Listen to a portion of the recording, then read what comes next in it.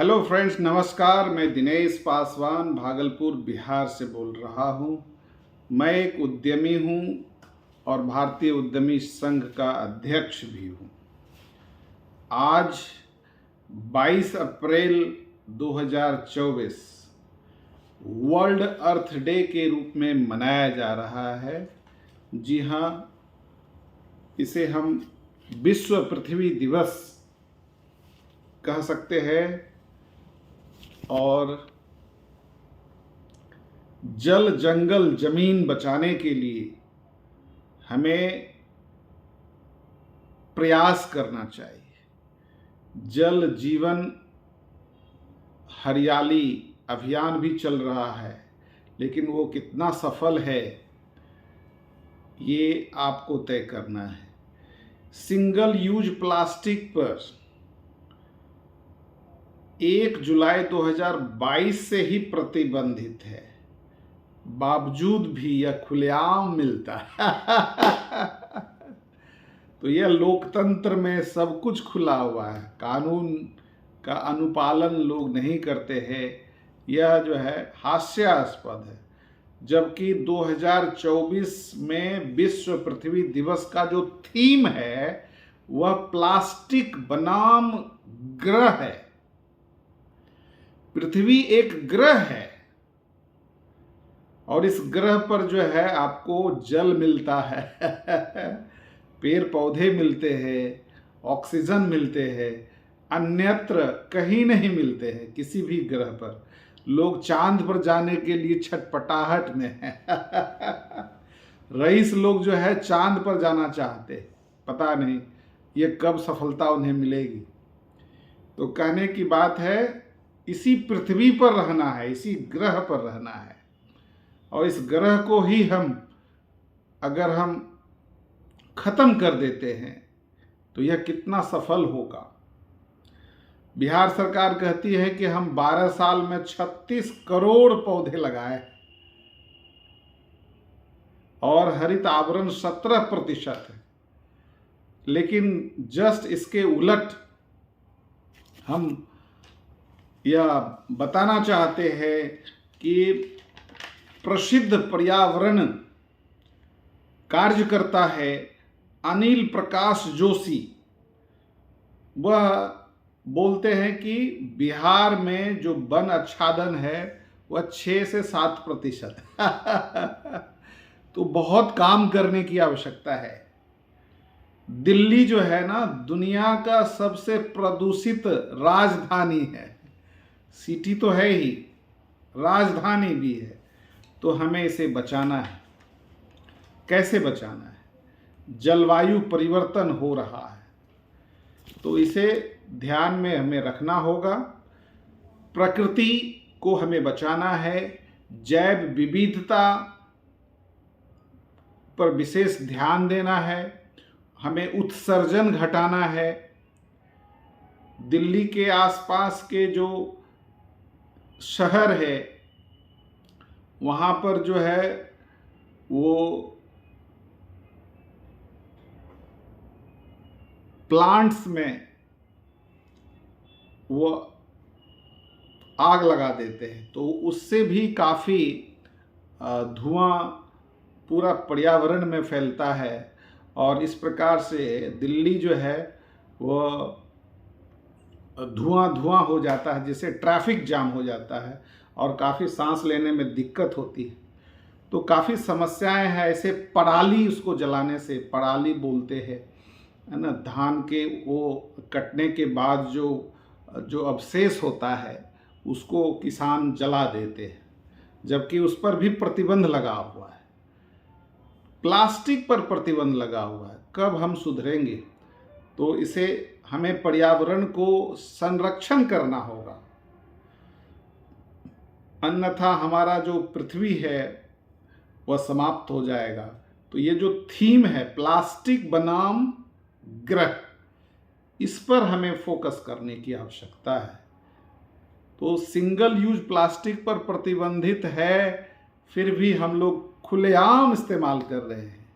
तो इसे हमें समझना होगा और प्लास्टिक का प्रयोग कम से कम नहीं के बराबर करना चाहिए, अन्यथा जो है हमारा जलवायु परिवर्तन के कारण जो प्राकृतिक आपदाएं हो रही है या होती रहेगी, इसके लिए हम सब जिम्मेवार हैं।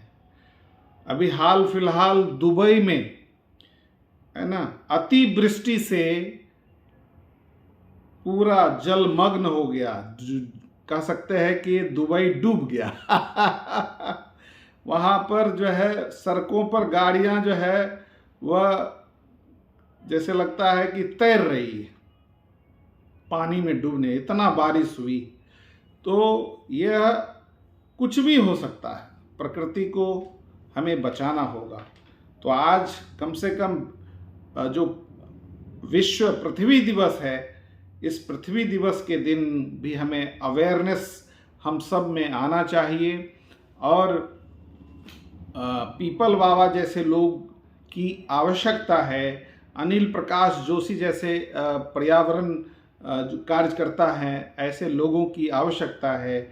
हम सब कम से कम अपने घरों में भी, आसपास या अपने कार्य क्षेत्र में भी प्लांट लगा करके प्रयास करना चाहिए कि हम अपने राज्य में, अपने देश में अधिक से अधिक वन आच्छादन करने में प्रयास करें। सरकार भी कर रही है, सरकार के पहल को भी हमें उन्हें सहयोग करना है, तभी हमारा यह ग्रह बचेगा, पृथ्वी बचेगा। और जब पृथ्वी बचेगा तब हम सब अपने सपनों को साकार कर पाएंगे। अन्यथा आपको ना ऑक्सीजन मिलेगा, ना पानी मिलेगा, और भी कोई चीज़ प्राकृतिक जो संसाधन है वो आपको नहीं मिलेगा। बेंगलुरु जो है वह केप टाउन सिटी बन गया है। वह बेंगलुरु में क्या हो गया, पानी जो है राशन के द्वारा मिल रहा है, शुद्ध पानी, पेयजल जो है हमें नहीं मिल पा रहा है। तो बेंगलुरु जैसे शहर में इतने गर्मी के तपिश में हमें शुद्ध पानी नहीं मिल रहा है, वाटर क्राइसिस, जिसके वजह से वहाँ पर एक सिविल वार जैसा माहौल बना हुआ है। सब आपस में लड़ रहे हैं पानी पीने के लिए, क्योंकि पानी के बिना इंसान का जीवन भी मुश्किल हो रहा है। और मवेशी, पशु लोगों को, पशु पक्षियों के लिए भी जल की आवश्यकता होती है। तो जब इंसान को ही पानी नहीं मिल पा रहा है तो फिर जानवरों के बारे में क्या कहना है। तो इसीलिए सावधान रहना है। और इज़राइल के तर्ज पर कि समुद्र के खारा पानी को मीठा पानी बनाना है, यहाँ की टेक्नोलॉजी कब वहाँ तक जा पाएगी कि खारा पानी को शुद्ध पानी बना करके हम जो है देशवासियों को सप्लाई करेंगे। पता नहीं ये टेक्नोलॉजी कब तक आएगी। इज़राइल में हमारे देश के प्रधानमंत्री को जो है वह दिखाया था, लेकिन वो क्या हो रहा है, कहाँ तक लागू हुआ है, कहना मुश्किल है। तो पानी के लिए भी एक समस्या है। बिहार जैसे क्षेत्र में भी यहाँ कभी बाढ़ आती है, कभी सुखाड़ आती है, तो एक गंभीर मसला है। नदी सूख रहे हैं, तालाब सूख रहे हैं, झील सूख रहे हैं, और जो है हिमालय जो है पिघलना शुरू हुआ है। तो ये जो जलवायु परिवर्तन है, इसे रोकने की आवश्यकता है, नहीं तो हम सब खत्म हो जाएंगे और प्रकृति की गोद में समा जाएंगे। यदि हमें संतुलन बनाना होगा, अगर प्रकृति को संतुलित करेंगे तभी प्रकृति बच पाएगी, अन्यथा हमारी जो सोच है, हमारी जो स्ट्रेटजी है पैसे कमाने का, पैसे पेड़ पे उगते हैं। बिल्कुल पैसे पेड़ पर उगते हैं। आजकल बहुत बड़ी ये कहावत साबित हो रही है कि पैसे पेड़ पर उगते हैं। और आज इसी से संबंधित है कि हम एग्री स्टार्टअप कर सकते हैं, एग्री बिजनेस करके हम अब करोड़पति बन सकते हैं।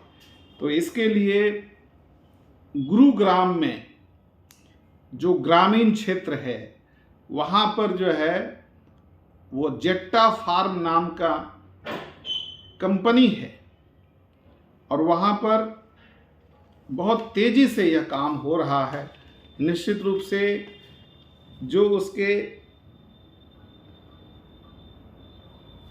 फाउंडर है ऋतुराज शर्मा, वो जेट्टा फार्म के फाउंडर है ऋतुराज शर्मा। यह खेती के माध्यम से आगे बढ़ रहे हैं, जबकि ये मुख्य रूप से कंप्यूटर साइंस से बीटेक हैं और एमबीए हैं। इसके बावजूद भी इनको काफ़ी अनुभव है शहरों में काम करने का, और देश विदेश में इन्होंने अनुभव प्राप्त किया है कि हम खेती कैसे करें। तो एग्रीकल्चर को पूरे देश का कल्चर बनाने के लिए ये जुटे हुए हैं। ये बहुत ही अच्छी बात है। और एग्रीकल्चर बिल्कुल अनऑर्गेनाइज्ड सेक्टर है, तो इसे हम कह सकते हैं कि पैसे पेड़ पर उगते हैं।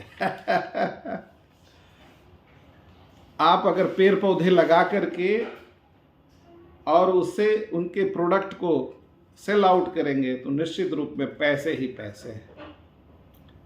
तो ट्रेडिशनल फार्मिंग से जो है आगे बढ़ करके टेक्नोलॉजी बेस्ड है, ऑर्गेनिक खेती करना भी उससे भी ऊपर की बातें ये करते हैं। तो आप ऋतुराज शर्मा के बारे में आप वीडियो देख सकते हैं, काफ़ी तेज़ी से आगे बढ़ रहे हैं और ये 20 एकड़ से अपनी खेती शुरू किया है और ये 20,000 एकड़ पार कर चुके हैं। इनका लक्ष्य है 80,000 एकड़ ज़मीन में खेती करना और उससे भी ज़्यादा। पूरे देश में ये अपने इंटरव्यू में बता रहे हैं कि 55 करोड़ एकड़ ज़मीन है पूरे देश में, और उसका ये 5.5 करोड़ एकड़ ज़मीन के अंदर यह खेती करना चाहते हैं। कैसा कैसा खेती? ये नॉर्थ ईस्ट में चाय की खेती, कॉफ़ी की खेती, और हर एक राज्य में अभी तक में ये 15 राज्यों में काम कर रहे हैं। तो जो जिस राज्य में जिस तरह की खेती होती है वो खेती करते हैं, चाहे से कैश क्रॉप खेती है, कद्दू की खेती है, बैगन की खेती है, मिर्ची या जो भी खाद्य पदार्थ जो आसानी से मार्केट में बेचे जा सकते हैं, जहाँ ट्रेडिशनल बिजनेस जैसे गेहूं है, चावल है, तो ये सब भी वो कर रहे हैं। तो एक प्रकार से ये छोटे छोटे किसानों को संगठित करके उसे एम्प्लॉय बना दिए हैं और वही एम्प्लॉय उनके लिए काम करते हैं, और ये उस खेती को पूरी तरह से ऑटोमेट कर दिए हैं, ऑटोमेशन मोड में ले आए हैं।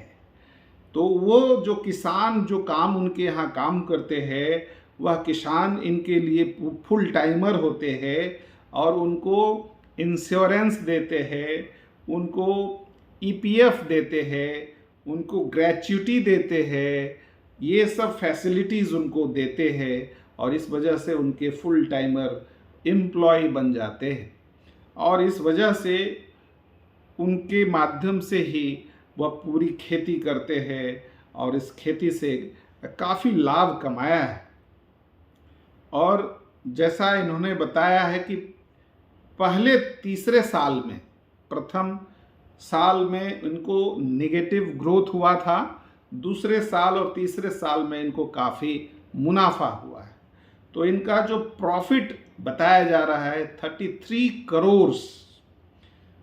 तो बताइए कि आप एग्रीकल्चर में भी आप करोड़पति बन सकते हैं, बस आपका चाहत होना चाहिए। एक व्यक्ति हैं जो राजस्थान में सिर्फ नींबू का खेती करते हैं, लेमन का। वो लेमन का खेती से भी करोड़पति है और वो 250 एकड़ ज़मीन में वो खेती करते हैं। और उनकी जो प्रोडक्ट है नींबू का, वो नींबू जो है उनके फार्म में ही बिक जाती है। वह बड़ी बड़ी कंपनियां आकर के उनसे खरीद लेती है। तो दिल्ली में काम करते थे और वह फिर ये काम छोड़कर, तो आप हम सब कह सकते हैं कि हम अ, पैसे को उगा सकते हैं। बिल्कुल, यह कहावत आपके लिए सही साबित हो सकता है, बशर्ते यह एग्री स्टार्टअप आप करेंगे तो ऐसा ही है। आज चूंकि विश्व पृथ्वी दिवस है और पृथ्वी को बचाने के लिए पेड़ पौधे की आवश्यकता है और पेड़ पौधे के लिए एग्री भी बिजनेस भी करने की आवश्यकता है, तो पर्यावरण भी बचेगा और आपका इनकम भी होगा। और हमारा धरती जो है उसको पवित्र बनाना है, उनको स्वस्थ रखना है, उनको प्लास्टिक्स का प्रयोग नहीं करना है। तो ऐसे चीज़ पर हमें फोकस करना है। क्लाइमेट चेंज से हमें उसके क्लाइमेट चेंज में जो ये आ रहा है, परिवर्तन आ रहा है, उससे हमें अपने को सही दिशा में आगे बढ़ना है। पर्यावरणविदों की विचारों को सुनना है और हम सोशल अवेयरनेस के माध्यम से लोगों को यह आगे विचार रख सकते हैं और निश्चित रूप में हम कामयाब हो सकते हैं। और इसीलिए जो भी व्यक्ति वॉलंटियर रूप से भी काम करते हैं, पेड़ पौधे लगाते हैं, हम उन्हें बधाई देते हैं। और जैसे पीपल वावा है, वो भी कई लाखों करोड़ों पेड़ लगाए हैं। तो ऐसे जो भी पेड़ लगाते हैं, प्रकृति के लिए काम करते हैं, बिल्कुल मैं उन्हें सैल्यूट करता हूँ और ऐसे लोगों को बधाई देना चाहता हूँ कि आप तो खुश है ही और दूसरों को भी खुश रखने का एक कारण देते हैं और इसके लिए हम उन्हें बधाई देते हैं। क्योंकि भारत ही नहीं, विश्व में लगभग 800 करोड़ की आबादी है। उन आबादियों के लिए सही दिशा में काम करने वाले लोग बहुत कम हैं। तो प्रकृति रहेगी तभी हम रहेंगे। प्रकृति के साथ छेड़छाड़ नहीं करेंगे, ऐसा हम आशा करते हैं और हमें उसी दिशा में काम करना चाहिए। हमें प्रकृति से रिलेटेड काम करने चाहिए। हमें एग्रीकल्चर के को इस तरह से डेवलप करें कि हम पर्यावरण को भी शुद्ध रखेंगे और हमारा जो है जीवन भी वो चलेगा। इसके अलावा कई ऐसे प्लांट होते हैं जहां ऑक्सीजन देते हैं, जैसे पीपल का पेड़ है और नीम है, गुलमोहर है। ऐसे बहुत ऐसे पेड़ हैं जिसको हम आसानी से लगा सकते हैं। सरकार के माध्यम से आपको मिल सकता है और उनके कई नर्सरी होते हैं, उसमें आपको सहयोग मिलते हैं। तो ये सब करते हुए हम एग्री टेक या एग्री स्टार्टअप भी करते हुए हम देश की मुख्य धारा से जुड़ सकते हैं। और अमेरिका में एक एक किसान 10-10 हज़ार करोड़ एकड़ में खेती कर रहे हैं। तो शायद अब जो हमारी युवा पीढ़ी है वह ये भी आगे आ रहे हैं। तो हजारों एकड़ और करोड़ों एकड़ ज़मीन को लेकर ये लोग काम करने में अग्रसर हो रहे हैं। ये किसानों के ज़मीन को जो है लीज रजिस्टर करते हैं और फिर उस पर काम करते हैं। तो ऐसे छोटे छोटे किसानों के लिए भी मैसेज है कि आप जो है पपीता का खेती कर सकते हैं, आप केला का खेती कर सकते हैं। आप इस तरह से छोटे छोटे ऐसे कम समय में जो पेड़ लगाते हैं और वहाँ से आपको यह इनकम हो सकता है। तो यह काम शुरू करना चाहिए, कहीं से भी करना चाहिए। इस क्षेत्र में कई ऐसी महिलाएं भी हैं जो कि अच्छी किसानी करते हुए आर्थिक रूप से संपन्न हुई है और लोगों को सिखाती भी हैं।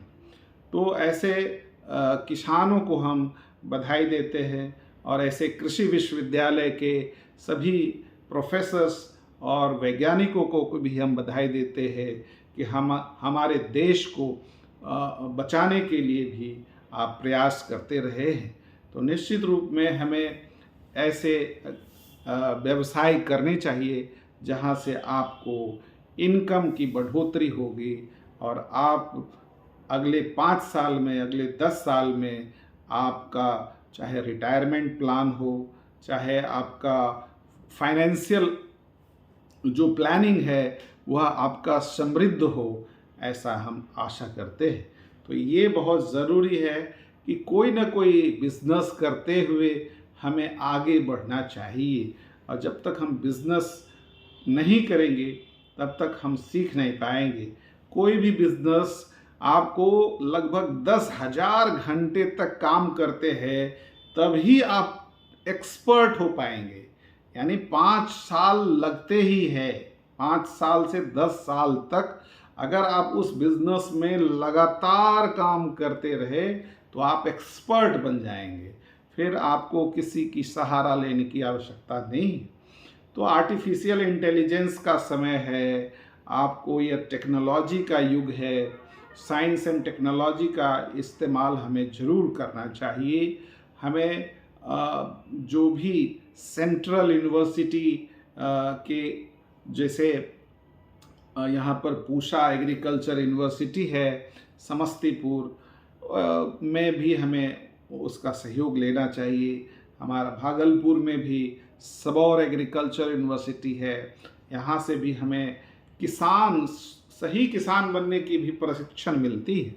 तो यहाँ पर भी हम 30 दिवसीय प्रशिक्षण ले सकते हैं या उससे कम अथवा उससे ज़्यादा के लिए भी अलग अलग जो है इनका कोर्सेस होते हैं। इन कोर्सेस को हमें करना चाहिए ताकि हम जो ट्रेडिशनल जो खेती करते हैं उसको हम साइंटिफिक ढंग से करके हम और तेज़ी से 10 गुना 15 गुना प्रोडक्ट आपको मिल सकता है। तो ये बहुत फ़ायदेमंद है। आज की खेती करना जो है बहुत अच्छी बात है।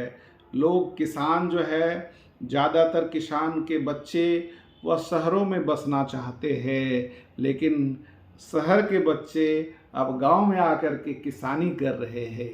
तो यह परिवर्तन हो रहा है, इसे समझने की आवश्यकता है और तभी हमें कामयाबी मिलेगी। आज लोग किसान जो है, अधिकतर किसान में से ये भय है कि हमें किसान जो है किसानी करके घर चलाना बहुत मुश्किल हो जा रहा है। आने वाला समय में इसी वजह से 2030 तक जो है यह जो एग्रीकल्चर बेस्ड जो रोज़गार मिलता रहा है यह घटता चला जाएगा और एमएसएमई जो है वह नंबर 1 पोजीशन पर चला जाएगा रोज़गार देने के मामले में। तो इसीलिए यदि हम युवाओं को अभी भी सचेत होने की आवश्यकता है, यदि हम खुद से ही अगर खेती करते हैं, अपने खेत में खेती करते हैं अथवा लीज पर लेकर के खेती करते हैं, तो भी हमें सफलता मिलेगी, हमें सुकून मिलेगा, हमें खुशियाँ मिलेगा और पैसे भी मिलेंगे। तो यह जो है health and happiness, love health and happiness, यह आपको मिलने वाला है। तो आप प्रकृति के साथ डायरेक्ट जुड़े रहेंगे और खेतों से ही आप जो है पूरा विश्व का दर्शन कर सकते हैं। और सबसे बड़ी बात है आपका हेल्थ अच्छा होगा, आपका हैप्पीनेस अच्छा होगा, यह बहुत ज़रूरी है। इसलिए आज के विषय के हिसाब से मैं आप लोगों से यही अपील करूंगा, खासकर जो युवा पीढ़ी है, जो बेरोज़गार साथी है, उन्हें कम से कम किसान बनना चाहिए। छोटे किसान, कम पूंजी में हम आप डेवलप कर सकते हैं। तो आइए, आप कैश क्रॉप लगा सकते हैं और कम समय में आप जल्दी से जल्दी धनवान बन सकते हैं। इसके लिए आपको अपने निकट के कृषि विश्वविद्यालय में जाकर के प्रशिक्षण लेने की आवश्यकता है और फिर आप एग्री बिजनेसमैन बने, एग्री स्टार्टअप करना प्रारंभ करेंगे। आज के लिए बस इतना ही। बहुत बहुत धन्यवाद। नमस्कार।